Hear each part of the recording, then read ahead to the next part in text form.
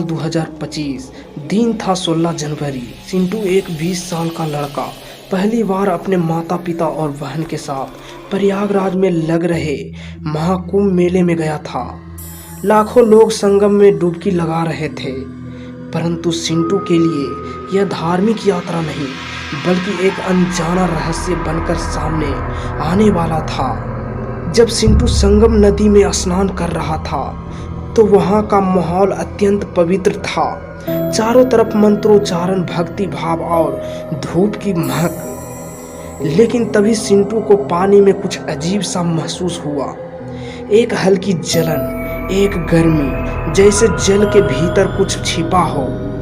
उसने अपने पिता से कहा, लेकिन उन्होंने मुस्कुराकर जवाब दिया, यह सब तेरा भ्रम है बेटा, संगम का जल तो पवित्र होता है। शाम को मेला घूमते हुए चिंटू की नज़र एक कोने में बैठे रहस्यमयी साधु पर पड़ती है। साधु की आंखें जैसी सफ़ेद, चेहरा ऊपर आसमान की ओर और होठ किसी अनजानी भाषा में मंत्र पढ़ते हुए। कोई और तो उन्हें देखकर डरता, पर चिंटू उसके पास खींचता चला गया। बहन ने कहा, भैया उन्हें तंग मत करना, ध्यान में है। पर चिंटू नहीं रुका। साधु को देखकर चिंटू ने उन्हें आवाज़ दी। कोई जवाब नहीं मिला। फिर उसने पास से एक लकड़ी उठाई और उन्हें हल्के से छुआ। साधु की आंखें एक झटके में खुली। उन्होंने कहा, आ गया तुम, तेरा ही इंतजार था। चिंटू चौंका, आप मुझे जानते हैं? बिना कुछ कहे साधु ने अपने गले से एक भूरी माला उतारी और चिंटू को देते हुए कहा, इसे आज रात पहनकर सो जा, सब जान जाएगा। रात को चिंटू ने माला पहनकर सोना शुरू किया। जैसे ही आंखें बंद हुई, वह खुद को एक जलते जंगल में खड़ा पाया। पेड़ जल रहे थे, आसमान खून जैसा लाल था और हवा में सिर्फ चीखें थी। तभी एक गूंजती आवाज आई, चिंटू तू आया है मुझे जगाने। उसके सामने एक लंबा काला साया खड़ा था जिसकी आंखें जलती लाल थी। उसने कहा, अब तुम मेरा है, संगम की शक्ति ने तुम्हें चुन लिया है। चिंटू चीख कर जागा। पसीने से लथपथ उसकी शर्ट भीग चुकी थी। उसने देखा कि माला जलती हुई गर्म थी, जैसे किसी अग्नि से सनी हो। डरकर उसने माला जमीन पर फेंक दी और आंखें बंद कर चुपचाप लेट गया। अगले कुछ दिनों में एक एक कर उसके परिवार पर विपत्तियां टूटने लगी। पिता की दुकान में शॉर्ट सर्किट से आग लग गई। बहन की तबीयत लगातार बिगड़ रही थी। माँ को रात के किसी परछाई दिखना। एक दिन चिंटू अपनी अलमारी साफ कर रहा था, उसे वही भूरी माला वहां मिल गई। वो हैरान रह गया, मैंने तो इसे फेंक दिया था।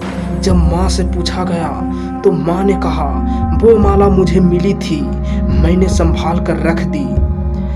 अब चिंटू को पूरा यकीन हो गया कि यही माला मुसीबतों की जड़ है। इस बार उसने माला को कचरे के ढेर में फेंक दिया गया। लेकिन उसी रात जब वो अकेला था, उसने एहसास हुआ कि कोई उसके पीछे खड़ा है। वो जैसे ही मुड़ा, कुछ नहीं था, लेकिन अगली पलटे कमरे के कोने में वही काला लाल आंखों के साथ खड़ा था। लौट जा संगम पर। डर के मारे चिंटू अगली सुबह अपनी दोस्त से बताया सारी बात और उन्होंने बोला कि मुझे फिर से कुंभ मेला में बुला रहा है। सुबह होते ही बस पकड़कर प्रयागराज रवाना हो गया। रास्ते में एक ढाबे पर जब उसने बैग खोला तो देखा कि उसी बैग में वही माला थी। वह समझ चुका था कि इससे भागा नहीं जा सकता। प्रयागराज पहुंचकर चिंटू ने पूरा मेला छान मारा। आखिरकार वो साधु मिल गए। चिंटू उसके चरणों में गिर गया। बाबा मुझे माफ कर दो, मुझसे गलती हो गई। बाबा ने कहा, तूने एक तपस्वी की साधना भंग की थी, अब उसका परिणाम तो भुगतना पड़ेगा। लेकिन चिंटू के आंसुओं में सच्चा पछतावा था। बाबा ने अंत में माला वापिस लेकर खुद पहन ली। जैसे ही माला बाबा के गले में गई, वह काला साया हवा में प्रकट हुआ और बाबा के शरीर में समा गया। चिंटू ने महसूस किया कि उसके सीने से जैसे एक भारी पत्थर हट गया हो। उसने फिर से संगम में डुबकी लगाई और चुपचाप वापस घर लौट गया। कुछ ही दिनों में परिवार की परेशानियां भी खत्म हो गई। इसीलिए बोला जाता है, कभी भी किसी तपस्वी की साधना में बाधा मत डालो, क्योंकि वह सिर्फ इंसान नहीं, कोई शक्ति भी हो सकता है।